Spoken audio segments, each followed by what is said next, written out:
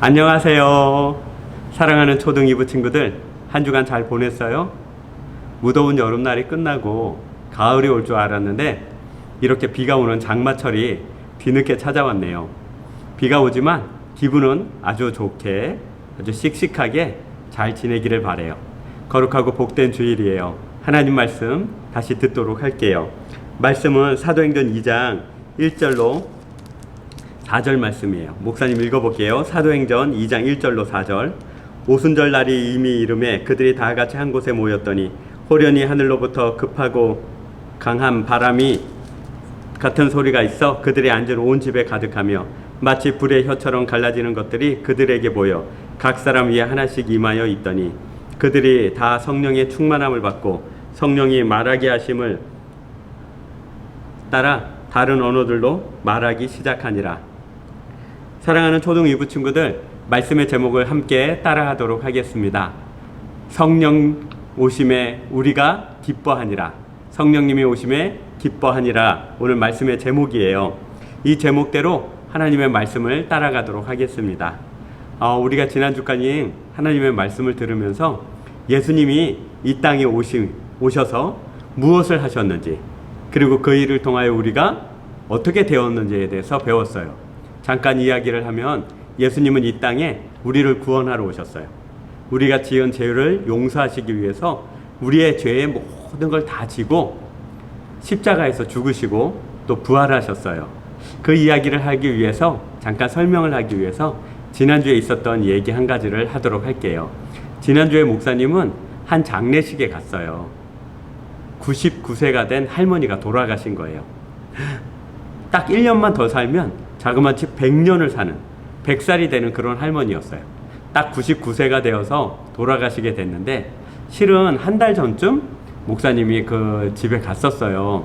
그래서 그 집에 가서 99세 된 할머니하고 이야기를 나누면서, 할머니 소원 있으면 한번 말해봐요. 제가 기도할게요. 그랬더니 그 할머니가 뭘 했는 줄 아세요? 목사님, 나 1년만 더 살게 해주세요. 100년 채우는 거. 100년 채우게요.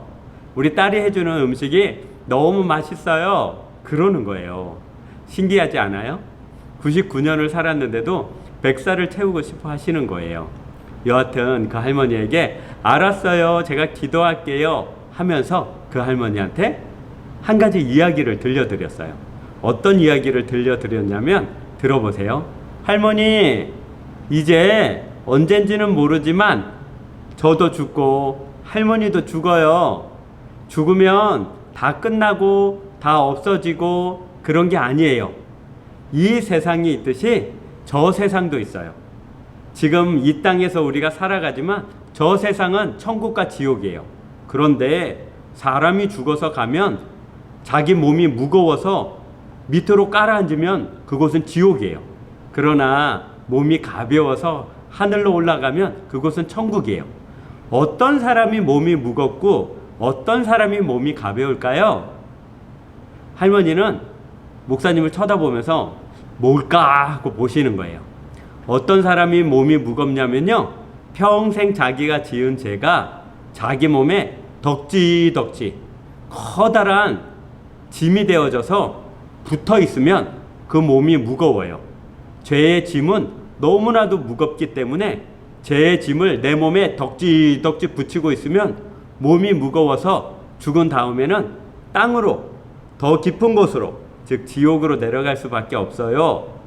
그런데 그 몸에 붙어있는 무거운 죄의 짐을 다 떼어버리고 가벼운 몸으로 하늘로 갈 수 있어요.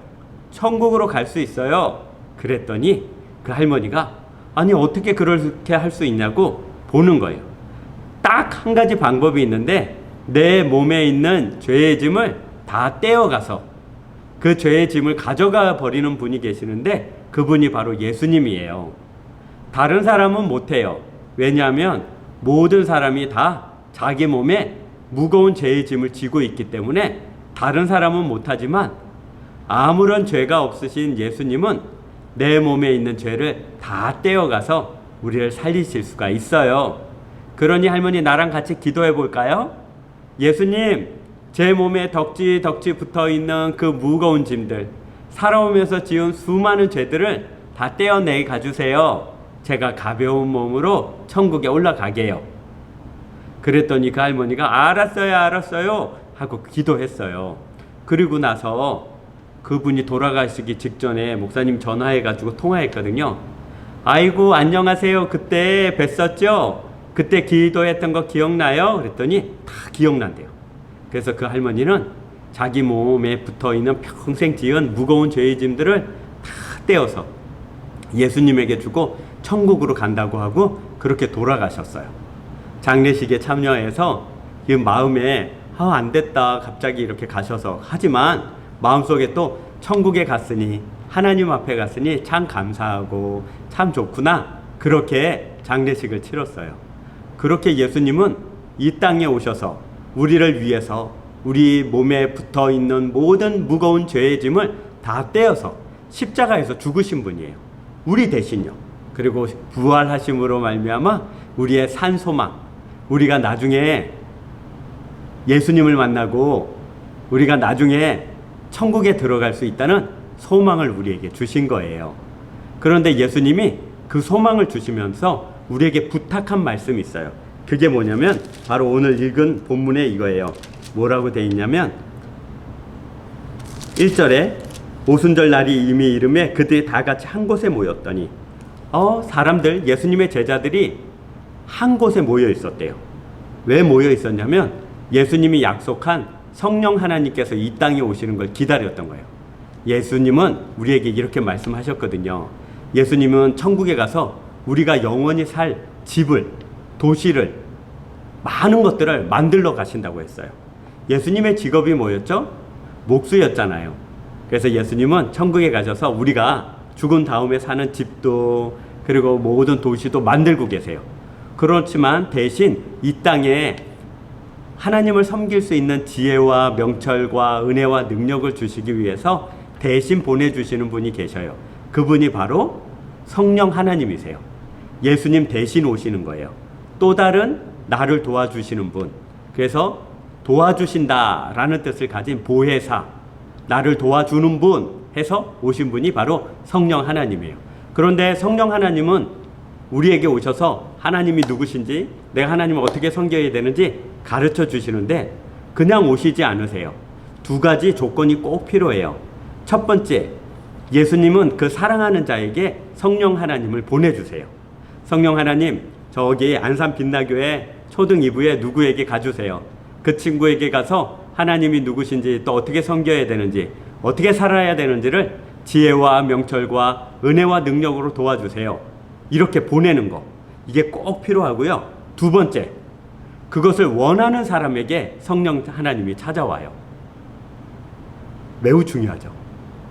원하지 않는 사람에게 가는 경우도 있지만 특별한 경우, 거의 모든 경우는 그걸 간절히 소망하고 간절히 원하는 사람에게 성령 하나님이 찾아와 주세요. 그래서 오순절 어떤 명절에 예수님의 제자들은 다락방에 함께 모였어요. 그리고 간절히 성령님을 원했어요. 하나님, 예수님이 우리의 거처, 우리의 집을 지으러 천국으로 가셨습니다. 이 세상에 우리만 버려두지 마시고 성령 하나님 내게 오셔서 내 안에 계셔서 나로 하여금 하나님이 누구신지 지혜와 명철을 허락해 주세요. 성령 하나님 내게 찾아와 주세요. 라고 간절히 기도하기 시작했어요. 기도했다는 게 뭐예요? 간절히 원했다는 거예요. 바라고 기다리면서 원하고 또 원했다는 것이 바로 기도했다는 거예요. 그때 성령님이 우리에게 오시는 거예요. 성령님이 오시면 사람이 달라져요. 하나님을 몰랐던 사람이 하나님을 알게 되고, 어리석었던 자가 지혜롭게 되고, 생명이 없던 자가 생명이 생겨요. 내가 원하는, 내가 되고 싶은 하나님의 사랑받는 사람이 되는 유일한 길은 뭘까요? 바로 성령 하나님이 내게 오셔서 시키는 대로 순종하는 길 외에는 없어요. 그러니 성령 하나님이 우리에게 오셔야 되는 거예요. 2절에 보니까 호련히 하늘로부터 급하고 강한 바람 같은 소리가 있어 그들이 앉은 온 집에 가득하며, 성령 하나님이 찾아올 때는 호련히, 갑작스럽게, 잘 모를 때 찾아오시는 거예요. 이제 오신다, 이게 아니라 딱 오시는 그 순간은 잘 몰라요. 하지만 성령 하나님이 오시면 알게 되는 거 있어요. 내가 하나님을 알게 됐어. 하나님을 사랑하게 됐어. 이런 큰 변화를 통해서 성령 하나님이 내게 오신 걸 알아요. 3절 4절에는 성령 하나님이 오셔서 하신 일들을 이야기하면서 이제 성령 하나님이 우리에게 오셔서 무엇을 하시는가를 가르쳐줘요. 성령 하나님이 오셨더니 전에하고 다른 언어를 말했대요. 거기에 4절에 보니까 그들이 다 성령의 충만함을 받고 성령이 말하게 하심을 따라 다른 언어들로 말하기를 시작하니라. 성령 하나님이 우리에게 오셔서 가장 먼저 드러나는 증거, 내가 하나님을 알게 됐다, 하나님을 섬기게 됐다라는 증거가 뭐냐면 우리 입에 말이 달라지는 거예요. 전에는 욕하고 비꼬고, 전에는 다른 사람을 흠집내고 질투하는 나쁜 말을 하던 사람이었는데 이제는 성령 하나님께서 오시니까 찬양하는 사람으로, 기도하는 사람으로, 다른 사람을 세워주는 사람으로, 칭찬하는 사람으로, 모두와 함께 즐겁게 지내는 것을 행복하게 여기는 사람으로 내 입술의 말을 바꿔주시는 거예요. 이건 너무나도 중요해요. 우리 친구들이 오늘 들은 말씀을 통하여 각오하고 결단해야 되는 건 뭐냐면 성령님이 내게 찾아오셔서 나로 하여금 내 입술의 말을 변화시켜 주신다. 이것을 꼭 기억해야 돼요. 따라해 볼까요? 성령님, 내 입술의 말을 변화시켜 주세요. 이걸 잊지 마세요. 내 입이 전과 달라지는 거, 이게 하나님 백성의 증거예요. 내 입이 하는 말과 내 입이 하는 모든 것들이 바뀌는 거, 그게 성령 하나님이 나와 함께하는 증거예요. 어떻게 바뀌었을까요? 이렇게 바뀌었어요. 5절, 6절에 7절에 보면 이런 일이 벌어져요. 성령 받은 베드로가 나가서 예수님은 하나님입니다 라고 말하자 각 나라에서 온 사람들이 있어요. 미국 사람은 미국말 쓰겠죠. 여기 베트남에서 온 사람은 베트남 말을 쓰겠죠. 필리핀에서 온 사람은 필리핀 말을 쓰겠죠. 각국 나라의 자기 말을 쓰는 사람들이 앞에 있는데 베드로는 자기가 아는 단 한 가지 언어로 이렇게 얘기하는 거예요. 만약 베드로가 한국 사람이었다면 이렇게 얘기했겠죠.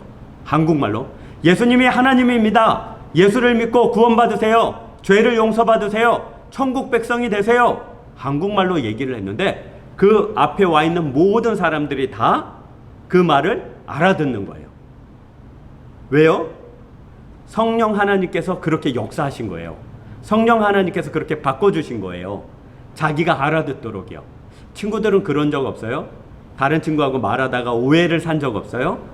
목사님은 고등학교 때 싸운 적은 거의 없는데 한번 좀 심하게 다투고 싸운 적이 있어요. 근데 그게 말의 오해로부터 시작됐어요.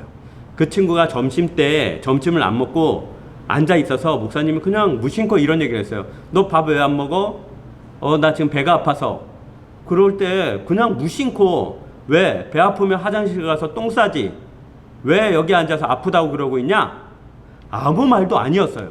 배가 아프다는 게 배탈이 났다든지 뭐 화장실 가고 싶어서 그런다고만 생각해서 너 왜 여기 앉아있냐? 가서 똥 싸지? 이랬는데 그 친구는 그 말을 어떻게 들었냐면 비꼬는 말, 그리고 사람을 화나게 만드는 그런 말로 들어서 친구가 화가 엄청난 거예요. 그러더니 자리에서 벌떡 일어나면서 자기 책상을 확 앞으로 밀어버리고 나를 향해서 막 달려와서 주먹으로 때리려고 하는 거예요. 너무 나는 당황을 했어요. 왜냐하면 그런 뜻으로 말한 게 아니에요. 화가 나라고 말한 것도 아니고 창피하게 하려고 한 말도 아니에요. 정말 점심때 밥 안 먹고 가만히 앉아 있으니까 너 왜 배 아파? 가서 똥 싸. 이게 그 친구에겐 너무나도 기분 나쁜 말이었나 봐요. 그래서 서로 멱살을 잡고 흔들고 난리도 아니었어요. 주변의 친구들이 말리지 않았더라면 주먹으로 얼굴을 때리면서 싸웠을지도 몰라요. 그렇게 한동안 있다가 떨어져서 목사님이 먼저 얘기를 했어요. 야, 나 그런 뜻으로 말한 거 아니야. 네가 그렇게 생각했다면 오해야. 그 친구는 뭐가 오해야? 너 나 놀린 거잖아. 이러고 서로 안 좋게 그렇게 끝이 났어요. 곰곰이 생각을 해보니까 사람의 말은 그 사람이 어떤 생각을 하고 말했느냐하고 상관없이 상대방이 다르게 들어서 화를 내거나 짜증내거나 이렇게 싸우는 경우가 실제로 있는 것 같아요. 오늘 이 본문을 보니까 그건 바로 하나님을 모르는 사람들의 일들인 것 같아요. 하나님이 우리로 하여금 우리 말에 입술의 말들을 변화시켜 준대요. 다른 사람들이 이해할 수 있는 말, 다른 사람들이 좋아하는 말, 다른 사람들이 세워지는 말, 용기를 얻는 말. 어떻게 해요? 성령 하나님이 우리 안에 찾아오셔서 우리로 하여금 진심을 말하게 하고 우리로 하여금 거짓이 아니라 참을 말하게 하고, 우리로 하여금 다른 사람한테 무관심해 한 것이 아니라 사랑으로 말하게 해서 다른 사람을 변화시키는 거예요. 우리 사랑하는 초등 2부 친구들, 하나님의 백성 꼭 돼야 돼요. 천국 백성 꼭 돼야 돼요. 그렇게 될 줄로 믿습니다. 그런데 천국 백성이라면, 하나님 자녀라면 자기 입술의 말들이 변화를 받아야 돼요. 어떻게 해요? 기도할 때 성령께서 우리에게 오실 때요. 그래서 우리 말이 변화를 받아서 그렇게 나가는 거예요. 이번 한 주간 꼭 그걸 명심하고 기도하도록 합시다. 하나님, 내 입술의 말을 변화시켜 주세요. 그러나 내 결심, 내 결단으로는 안 돼요. 내가 기도할게요. 성령 하나님 내게 찾아와 주셔서 나를 변화시켜 주세요. 그렇게 기도하는 거예요. 알겠죠? 우리 기도합시다. 사랑이 많으신 하나님 감사합니다. 오늘 말씀을 들었습니다. 성령님께서 우리에게 오셔서 가장 먼저 하신 일은 우리 입술의 말을 변화시켜 주신 것입니다. 오해의 말, 질투의 말, 다른 사람을 못나게 말하는 그 모든 말들이 내 입술에서 사라지게 해주세요. 격려의 말, 용기 나게 하는 말, 사랑의 말을 하게 해주셔서 다른 사람을 세우고 다른 사람을 기쁘게 하는 사람이 바로 내가 되게 해주세요. 그래서 간구하고 기도합니다. 성령 하나님 내게 찾아와 주세요. 나를 변화시켜 주세요. 그렇게 될 줄로 믿사옵고 예수님의 이름으로 기도합니다. 아멘. 사랑하는 초등 2부 친구들, 또 한 주간 들은 말씀 가지고 기도하면서 열심히 살아나가도록 합시다. 축복합니다. 안녕.